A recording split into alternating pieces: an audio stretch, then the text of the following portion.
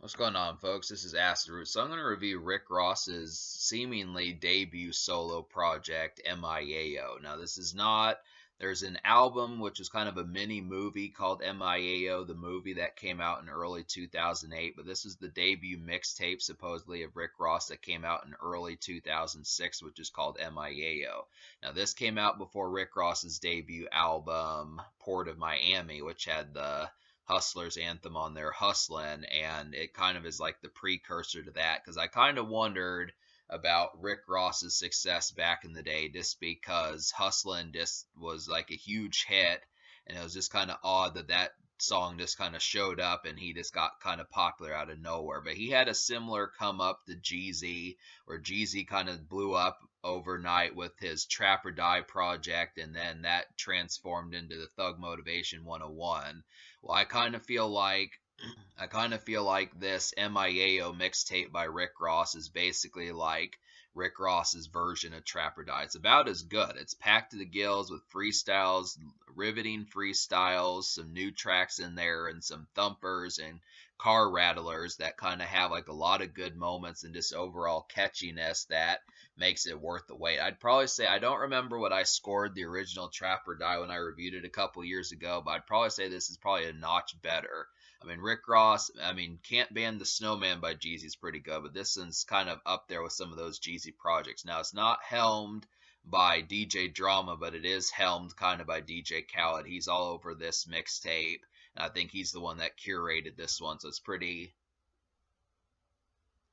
good to sit there and kind of get that. So that's kind of the atmosphere about it. Now, this the a complaint that I have about this mixtape is the fact that there are a lot of songs on here that also show up on Rick Ross's Port of Miami, very similar to Jeezy when he had songs from Trap or Die show up on Thug Motivation 101. Rick Ross kind of does the same thing. So it kind of downgrades the point of fully messing with this mixtape in some cases just because songs like Hustlin', I mean, I know that this is before Rick Ross was, completely sure about the album coming out, but Hustlin', I'm Bad, Pots and Pans, Bitches and Business, some of these songs, there's another one like DJ Khaled even throws a song on there from his album from 2006. So there's a number of songs that are already on other albums. This mixtape has 23 songs, and at least 5 of them you can find on another project. You might as well just get Port of Miami and this, but you're basically getting a few songs that are on Port of Miami on here. So that would narrow it down to 18 songs, and then there's a number of freestyles on here. There's a Soul Survivor freestyle from Jeezy. There's Cameron's Down and Out. There's Jeezy's Last of a Dying Breed. There's Jeezy's Bottom of the Map. There's T.I.'s Doing My Job. There's The Game's Dreams, and stuff like that. There's several freestyles on here, but there are a cache of new songs. It's not to say like I have a problem, because Rick Ross is a pretty competent freestyle. I'll definitely say he kind of eviscerated some of these in a lot of ways. I mean, I felt like his Soul Survivor was really good. Last of the Dying Breed. I mean, a lot of these he actually has some competent lyricism. I'd say he's probably a step or two above Jeezy when it comes to freestyling. Not to say that Jeezy's bad, but just the concept that he kind of is somewhat of a lyricist. I mean, Rick Ross later on, when he got to like God Forgives I Don't and Teflon Don and Deeper in Rap and some of those projects, he was a lyricist in that sort of sense. But he's kind of lazy sometimes, and he kind of soaks in that Miami bass more often in like his early days, but he kind of can do it. And it's just interesting to kind of see him freestyle over some of these things because he's a competent lyricist. And But the thing on top of that, there's actually some new songs in here. So to my knowledge, there's not really any singles. I could briefly talk about Hustlin', which is basically Rick Ross's debut single. This has that anthemic hook in there. That's kind of a ode to kind of street life and hustling and that type stuff. This really kind of works out in that mix. It was a perfect street single. This is the kind of concept of a rap artist dropping a single that everyone likes, but they don't sell out. I mean, at least back in like the mid 2000s, this was an approach that tried to happen. You get songs like Lil Wayne's Fireman, Jeezy's, and Then What, and Soul Survivor, and like Rick Ross's Hustlin', and some of those. I mean, that was kind of the concept about it. But there's a certain apex that goes along with that. But there is another song on here that I kind of forgot about, and I'm glad that it's on here. It's called Chevy Riding High. Now, this is a charting Rick Ross song, and for a while it was kind of touted as like going to be a single off of Rick Ross's album. I remember looking it up on Wikipedia, and supposedly it was going to come out on Port of Miami, and it was kind of a song that might have was that it was kind of a song that was going to come out in 2007 or something. And I always wondered what project Chevy Riding High was home to. And I guess I found it. The thing about it is it's not actually Rick Ross's song. It's Dre's song from Cool and Dre. I guess for a little while, Dre was getting ready to think about putting out a project. I'll have to check and see if he ever dropped anything. He doesn't have a Wikipedia page, but this was basically this was basically Rick Ross's second biggest hit in 2006.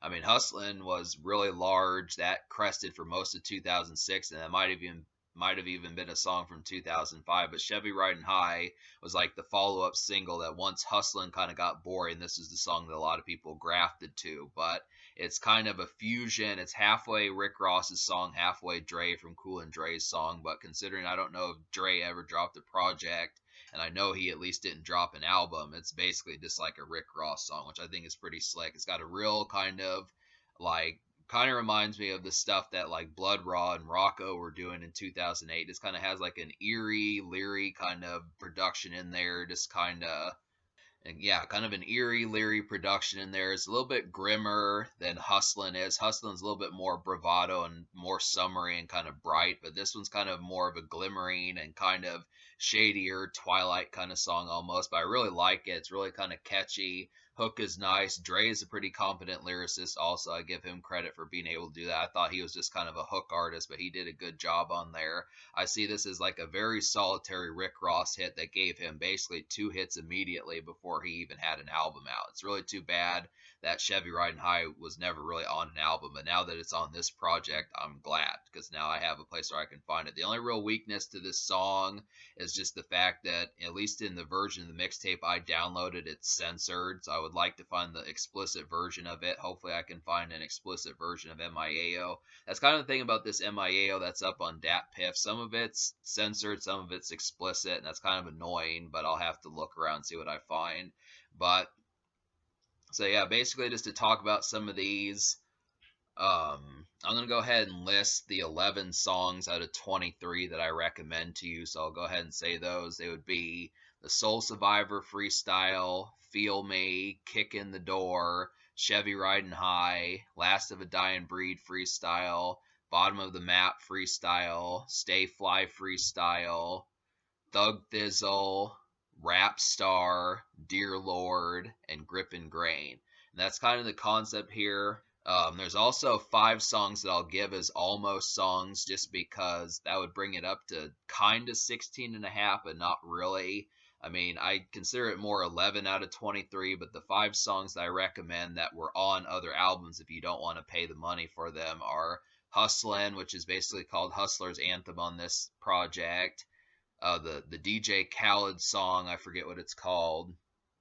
Holla at Me, the DJ Khaled song Holla at Me, I'm Bad from Port of Miami, Bitches in Business from the Boys in the Hood album, and Pots and Pans from the Port of Miami album. Really, I'm going to talk about some of these. So I feel like Dear Lord kind of reminded me of like a Tupac song. This is definitely one that I felt like Tupac and his Outlaws would have done. Definitely gives a similarity. It's pretty cool that Rick Ross and Triple C's tackle that kind.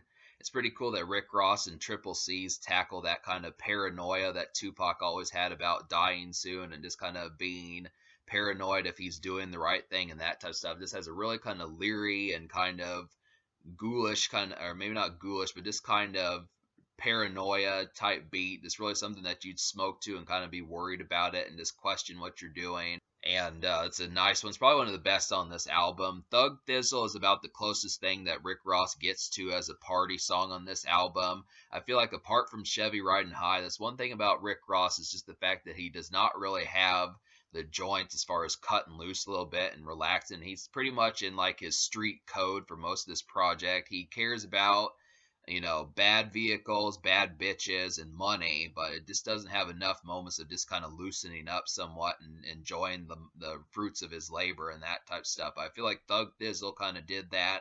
Kind of a real kind of like Bay Area kind of beat, something that you'd expect from like Yuck Mouth or Mr. Fab or E40 or one of them. Kind of one of the more awkward beats on here. It's actually surprised that Rick Ross did it, but I just like the song title and the kind of partyish, kind of low key, kind of more just not even like the thing about this beat is it's not even the typical like party song, something that could be necessary. It really is just like such an off to the wayside and kind of like tertiary, quaternary type pick for like a typical song that would be a party song. The production just doesn't feel like it. I guess that's kind of the concept of like Bay Area music, but it is a good song. It's just kind of an unexpected tune for like a party song.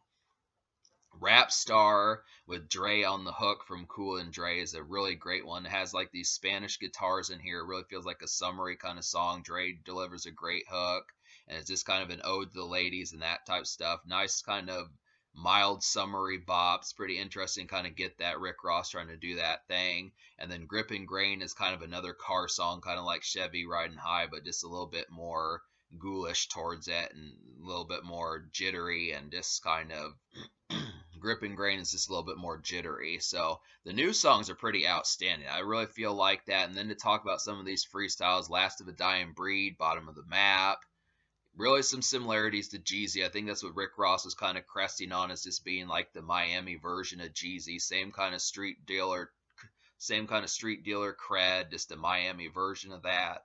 But this that kind of Miami version, Miami Vice styled version of Jeezy, and that's what you kind of got. 3 songs from Jeezy's Thug Motivation 101 are on here. So and Rick Ross does them pretty damn well. So that's just kind of the concept. Kick in the Door is another one. Kick in the Door kind of has like a creepy kind of beat that just kind of reminds me of like a typical mixtape type song, something that you'd hear.